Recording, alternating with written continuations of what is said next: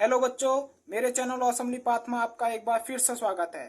तो बच्चों, आज मैं पढ़ाऊंगा आपको फिजिक्स। तो बच्चे ज़्यादातर फिजिक्स से डर लगता है बच्चों को, तो मैं बताऊंगा आपको फिजिक्स को पढ़ना कैसे है। ठीक है, तो शुरुआत में सबसे पहले फिजिक्स मतलब भौतिक विज्ञान। अब ये भौतिक विज्ञान है क्या, आपको ये भी पता होना चाहिए। इसकी डेफिनेशन भी पूछ लेते हैं एग्जामिनर जब आपका प्रैक्टिकल होता है तो। ठीक है, या कोई भी पूछ ले आपसे, आपके पास साइंस साइड है तो आप बताइए हमें फिजिक्स होती क्या है, फिजिक्स है क्या।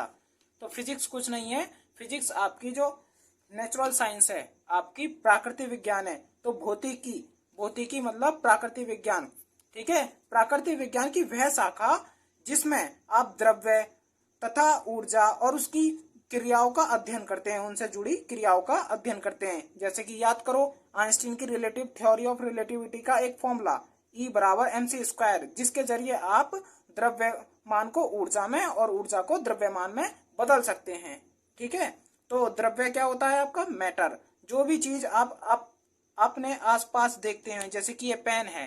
ठीक है, तो अगर ये जो स्थान घेरे, जो भी चीज जो स्थान घेरती हो और द्रव्यमान रखती हो, वो आपकी क्या है, द्रव्य है। द्रव्य मतलब मैटर। ठीक है, और वो एनर्जी भी कहीं ना कहीं उसमें एनर्जी भी स्टोर है किसी ना किसी रूप में। ठीक है, किसी ना किसी फॉर्म में उसमें एनर्जी स्टोर है। ठीक है, और नहीं है तो उसमें द्रव्य है तो एनर्जी हम उसमें ला सकते हैं। ठीक है, तो एनर्जी और द्रव्य दोनों की पारस्परिक क्रियाओं का अध्ययन हम जिसमें करते हैं, जिसमें जिसमें ब्रांच में करते हैं, जिस ब्रांच में हम किसकी, मैटर और एनर्जी की स्टडी करते हैं, उस ब्रांच को ही हम क्या कहते हैं, फिजिक्स। उसी ब्रांच को हम कहते हैं फिजिक्स।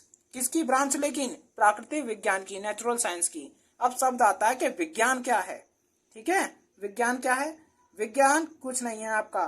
पहली बात तो हमारी भौतिकी को मापन का विज्ञान भी कहते हैं, मेजरमेंट ऑफ साइंस। ठीक है, ठीक है। अब विज्ञान क्या है, विज्ञान कुछ नहीं है, विज्ञान है कि विज्ञान वह क्रमबद्ध एवं सुसंगठित ज्ञान है जो भली भांति परीक्षित, परीक्षित मतलब टेस्टेड, जो पहले से बिल्कुल टेस्टेड है, सत्यापित है, वेरीफाइड किया हुआ है, सुव्यवस्थित वेल ऑर्गेनाइज्ड है, चीजों को सही ढंग में लगाया हुआ है, एवं वर्गीकृत प्रेक्षणों क्लासिफाइड ऑब्जर्वेशंस पर आधारित होता है या आधार होता है। ठीक है, आधारित होता है।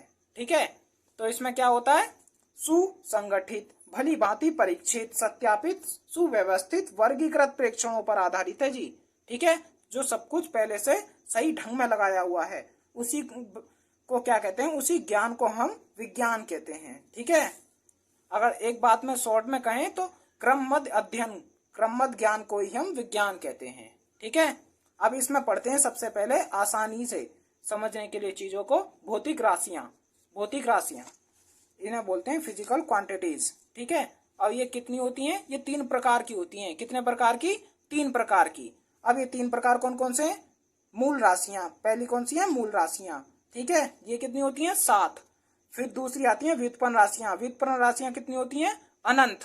व्युत्पन्न राशियां कितनी होती हैं, अनंत। ठीक है, और फिर आती है हमारी पूरक राशियां। पूरक राशियां कितनी है हमारी, 2। ठीक है बच्चों, तो बच्चों सबसे पहली आती है मूल राशियां तथा मूल मात्रक। अब ये मूल राशियां क्या हैं, मूल राशियां क्या हैं कि वे भौतिक राशियां जिनको एक दूसरे या किसी अन्य राशि के पदों में व्यक्त नहीं किया जा सकता या उसमें चेंज नहीं किया जा सकता, वो कौन सी होती है हमारी, मूल राशियां, जो मतलब कि एज इट इज रहेंगी, जो बदलेंगी नहीं। ठीक है, तथा इनके मात्रकों को हम क्या कहते हैं, मूल मात्रक कहते हैं। इनकी जो यूनिट्स हैं, जैसे कि लंबाई का मात्रक कितना होता है, मैं आपसे पूछने लगूं, लंबाई का यूनिट होती है, आपने पढ़ा होगा लंबाई किस में नापते हैं ज्यादातर, मीटर में, लोग सेंटीमीटर में, फुट में। आपकी भी हाइट किस में नापते हो आप, मीटर में नापते होगे, सेंटीमीटर में या फुट में। ठीक है, तो लंबाई क्या है, मूल राशि। लंबाई को किसी और फॉर्म में यूज नहीं कर सकते हम। ठीक है, ठीक है। अब क्या होता है, SI पद्धति है, एक इंटरनेशनल सिस्टम ऑफ यूनिट्स है। ठीक है, सिस्टम ऑफ यूनिट्स किसकी, इंटरनेशनल पद्धति है। उसमें मूल राशियां कितनी है, 7 हैं। ठीक है, लेकिन उसमें 2 और हैं, कौन सी, पूरक राशियां, जो वो उसका जिक्र हम बाद में करेंगे, उसमें मैं आपको बाद में समझाऊंगा। ठीक है, और मूल मात्रकों की संख्या भी 7 ही है वैसे तो शुरुआत में। ठीक है, अब ये 7 मूल राशियां हैं कौन कौन सी, ये 7 मूल राशियां हैं पहले राशि, फिर मात्रक, फिर प्रतीक, फिर उसकी वीमा भी मैं आपको समझाता चलूंगा। आपको वीमा से कोई डर नहीं लगेगा। विमीय सूत्र निकालने के लिए आते हैं, विमीय सूत्र पूछे जाते हैं, कॉम्पिटिटिव एग्जाम्स में भी पूछे जाते हैं और आपकी प्रवेश परीक्षाओं में भी आते हैं और आपके बोर्ड एग्जाम्स में भी वीमा वाला क्वेश्चन जरूर मिलता है आपको। वीमा और मात्रक पूछता है वो। ठीक है, तो कितनी है ये? 7 मूल राशियां हैं। ठीक है, कौन कौन सी? लंबाई, द्रव्यमान, समय, ताप, विद्युत धारा, ज्योति तीव्रता और पदार्थ की मात्रा। पदार्थ की मात्रा। ठीक है, कितनी है? ये 7 है। अब लंबाई का मात्रक कितना होता है? मीटर। ठीक है, और इसका प्रतीक क्या है? इसका सिंबल है एम, स्मॉल एम से डिनोट करते हैं। ठीक है, और लंबाई बोले तो लेंथ, वीमा होती है एल। ठीक है, द्रव्यमान को किसमें नापते हैं? किलोग्राम में, किलोग्राम। ठीक है, किलोग्राम को किससे डिनोट करते हैं? केजी, आपने लिखा हुआ देखा होगा। ठीक है, और विमीय सूत्र है इसका एम। ठीक है, द्रव्यमान को बोलते हैं इंग्लिश में मास, मास फॉर एम। ठीक है, एम फॉर मास। ठीक है, समय को किसमें नापते हैं? सेकेंड में, सेकेंड को स्मॉल एस से डिनोट करते हैं। ठीक है, तो समय क्या होता है? Time, T for time. ठीक है, ताप को किसमें नापते हैं? केल्विन में। ठीक है, प्रोफेसर केल्विन ने दिया था। ठीक है, उसका सिंबल क्या है? कैपिटल के। ठीक है, और इसके विमीय सूत्र है थीटा। इसे बोलते हैं हम क्या? थीटा। क्या बुलाते हैं हम इसे? Theta, theta. ठीक है, अब विद्युत धारा का मात्रक क्या है? एम्पियर। जो पूछा जाता है बहुत बार, विद्युत धारा का मात्रक बताइए, क्या होता है? एम्पियर। और इसे किससे डिनोट करते हैं? कैपिटल ए से। ठीक है, और इसका विमीय सूत्र कितना है? इसकी वीमा है ए, कैपिटल ए। ठीक है, और ज्योति तीव्रता का मात्रक क्या होता है? कैंडिला। और इसका प्रतीक क्या है? सीडी। और विमीय सूत्र है इसका सी। फिर अगली आती है पदार्थ की मात्रा। ठीक है, पदार्थ की मात्रा को किसमें नापते हैं हम? मोल में, मोल। और सिंबल क्या है? MOL, मोल। और इसका विमीय सूत्र कुछ नहीं होता है। ठीक है, ठीक है। विद्युत धारा आपकी इलेक्ट्रिसिटी में यूज होती है, इलेक्ट्रोस्टैटिक्स में। ठीक है, ज्योति तीव्रता आपकी ऑप्टिक्स में यूज होती है, प्रकाशिकी में। ठीक है, और पदार्थ की मात्रा आपको केमिस्ट्री में देखने को बहुत मिलेगी। जो चीजें दे रखी होती, मोल में दे रखी होती हैं, आपने देखा होगा, पढ़े होगा, न्यूमेरिकल्स किए होंगे उसके। ठीक है, ठीक है। फिर अगली आती है हमारी कौन सी? व्युत्पन्न राशियां।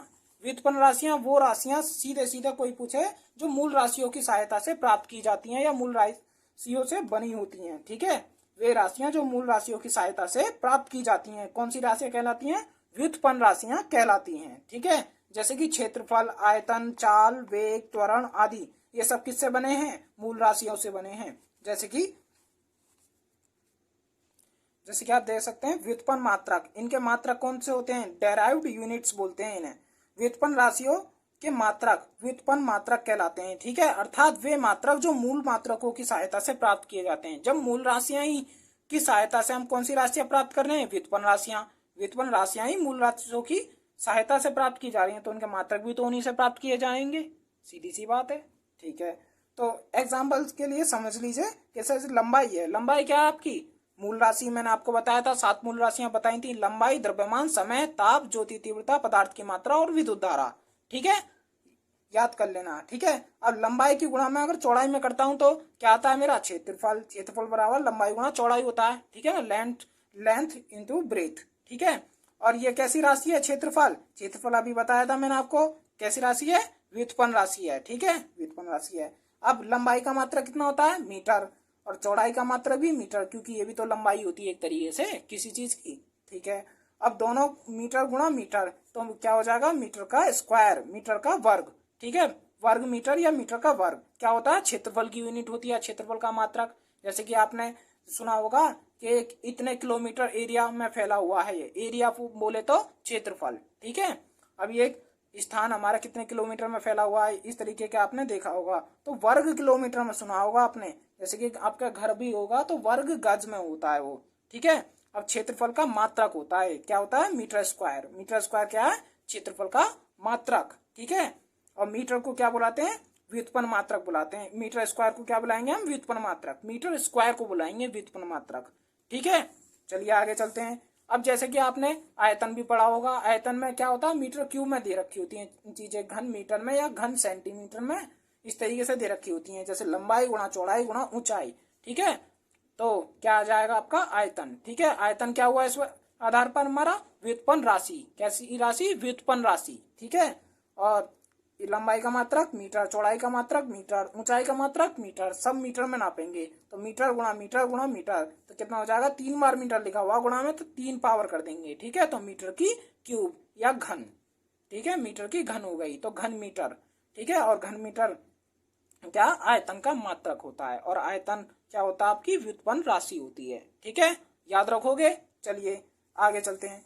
नोट, एक इंपॉर्टेंट नोट है कि मूल मात्रकों की संख्या 7 है, और वो कौन कौन से होंगे, लंबाई का मात्रक metre, kilogram, second, ampere, kelvin, candela और मोल। किलोग्राम किसमें, मास का, मतलब द्रव्यमान, ठीक है।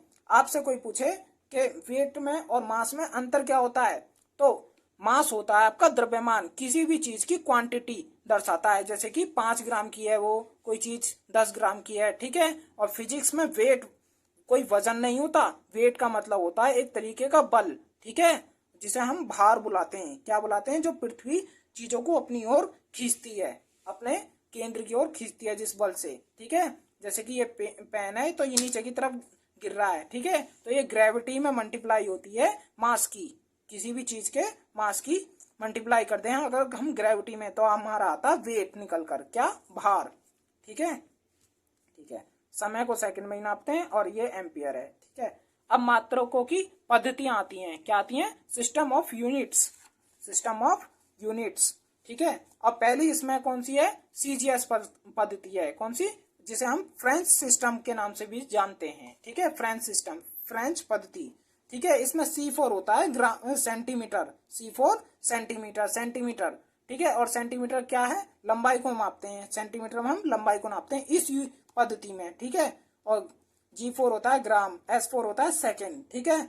तो ग्राम, द्रव्यमान को किसमें नापेंगे, ग्राम में, और समय को किसमें नापेंगे, सेकेंड में। दोबारा से सुन लीजिए, सीजीएस पद्धति में हम नापते हैं लंबाई को सेंटीमीटर में, द्रव्यमान को ग्राम में, और समय को सेकेंड में, ठीक है। चलिए नेक्स्ट सिस्टम है हमारा मैट्रिक सिस्टम, एमकेएस पद्धति। एमकेएस पद्धति बहुत यूज होती है, जैसे कि उसमें क्वेश्चन आता है कि एमकेएस पद्धति में मात्रक बताइए इसका, ठीक है। तो आप कैसे बताएंगे, M4 होता है मीटर, ठीक है, लंबाई को किसमें नाप दो, मीटर में, द्रव्यमान को नापो किलोग्राम में, और समय को नाप दो किसमें, सेकेंड में। ये समय है, समय, समय, ठीक है, समय को नाप दो आप सेकेंड में, ठीक है। तो आपकी कौन सी पद्धति होगी, वो एमकेएस पद्धति, ठीक है, ठीक है। MKS, M4 metre, K4 kilogram, और S4 सेकेंड, ठीक है। अगली आती है एफपीएस पद्धति, ब्रिटिश सिस्टम, ठीक है, ब्रिटिश सिस्टम बोलते हैं, जिसमें F4 होता है फुट, और P4 होता है पाउंड, S4 होता है सेकेंड। मतलब कि क्या, आप लंबाई को नापोगे फुट में, ठीक है, जैसे कि आपकी हाइट बताते हैं लोग कि मेरी इतने फुट हाइट है, ठीक है। P4 होता है पाउंड, या पाउंड बोलते हैं इसे, ठीक है, पाउंड, ठीक है। और S4 होता है सेकेंड, पाउंड। आपने ये नहीं सुना होगा कि द्रव्यमान को हम पाउंड में भी नापते हैं, ठीक है, किसी चीज के वजन को हम पाउंड में भी नापते हैं, कैसे, आपने वो पढ़ी है मर्सी, मर्चेंट ऑफ वेनिस, ठीक है, वेनिस के व्यापारी, 11वीं क्लास में एक चैप्टर है, ठीक है ना, उसमें मर्सी कविता है, ठीक है। तो उसमें कविता में एक साइलॉक नाम का एक व्यापारी होता है, और एक दूसरा व्यापारी होता है एंटोनियो, जो उसे लोन दे देता है, ठीक है। और उससे बदले में कहता है कि तुमने अगर लोन नहीं चुकाया समय पर, तो मैं आपके शरीर से 1 पाउंड मांस लूंगा, ठीक है। तो उस 1 पाउंड कितना होता है, 1 पाउंड होता है 0.4536 किलोग्राम के बराबर, ठीक है, कितना, 0.4536 किलोग्राम के बराबर, याद रखना, ठीक है। अब मात्रकों की अंतरराष्ट्रीय पद्धति, जिसका जिक्र मैं अभी आपसे बहुत कर रहा था, जैसे कि आप क्वेश्चन आते हैं कि कार्य की एसआई यूनिट्स कितनी होगी, एसआई यूनिट, ठीक है। तो कार्य का एसआई मात्रक क्या होता है, जूल होता है। मैं आपसे बल का एसआई मात्रक पूछने लगूं, क्या होता है, न्यूटन होता है, ठीक है। तो एसआई यूनिट्स, बहुत सारी यूनिट्स आती हैं, बहुत सारे फॉर्मूले तैयार होते हैं फिजिक्स में, 1000 2000 जितने भी कहना चाहो, उससे कम ही पड़ेंगे फॉर्मूले, ठीक है।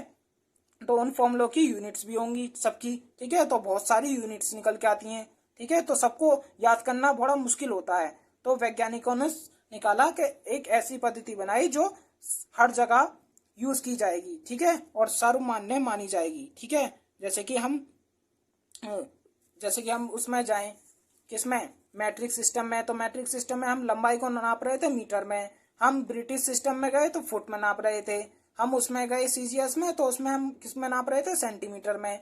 तो लोगों ने कहा कि जो अंतरराष्ट्रीय पद्धति है उसमें लंबाई को मापा जाएगा मीटर में, ठीक है, जो हर जगह मानी जाएगी। और ठीक है, जैसे कि आप देख सकते हो कि इंग्लिश जो है वो बहुत जगह चलती है, ठीक है, बहुत जगह बोली जाती है, तो इसलिए उसे हर जगह सर्वमान्य माना गया है, ठीक है। तो एसआई यूनिट्स, तो system of international D units इसकी फुल फॉर्म है, ठीक है, फुल फॉर्म भी पूछ लेते हैं इसकी, ठीक है। तो ये होती कितनी है, मूल मात्रक प्लस पूरक मात्रक। एसआई यूनिट्स कितनी होती है, मूल मात्रक प्लस पूरक मात्रक, 7 + 2 = 9, ठीक है, जिसमें पूरक मात्रक सप्लीमेंट्री यूनिट्स भी आती हैं, ठीक है। और इसका गठन हुआ था एसआई यूनिट्स की जो पद्धति है ये, ठीक है, इसका गठन कब हुआ था, 1971 में। ये भी एक क्वेश्चन बनता है और पूछा जाता है कि एसआई यूनिट्स की जो पद्धति है उसका गठन कब हुआ था, ठीक है, 1971 में हुआ था, ठीक है, 1971 में, ठीक है। और पूरक राशियां, कौन सी, पूरक राशियां, सप्लीमेंट्री क्वांटिटीज भी हैं कुछ, ठीक है, और उनके यूनिट्स हैं, जैसे कि कोण, कोण क्या होता है, एंगल, ये 2D शेप में होता है, देखा होगा आपने, न्यून कोण, अधिक कोण, समकोण पढ़े होंगे आपने। ये समकोण किस में है, ये 2D शेप में, ठीक है, कागज पर हमेशा 2D शेप बनाते हैं हम, ठीक है, और 3D शेप हमें हवा में बनाई नजर आती है, ठीक है, उसे हम कागज पर नहीं बना सकते। अगर कागज पर बनाओगे तो दिखाने के लिए तो हम क्यूब को भी दिखा देते हैं, वो 3D में बनता है, ठीक है।